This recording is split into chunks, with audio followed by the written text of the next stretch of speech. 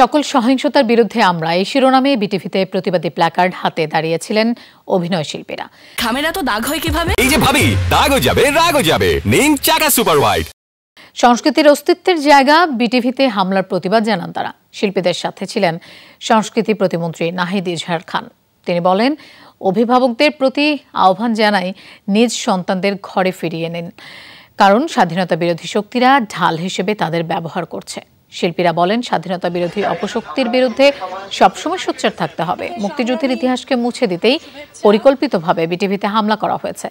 এর আগে শিল্পীরা বিটিভির ক্ষয়ক্ষতি পরিদর্শন করেন। আয়োজনে যোগ দেন ঢাকা 10 আসনের সংসদ সদস্য ও চিত্রনায়ক ফেরদৌস, অভিনেত্রী রোকেয়া প্রাচী, অরুণা বিশ্বাস ও সুজাতা সহ আরো অনেকে।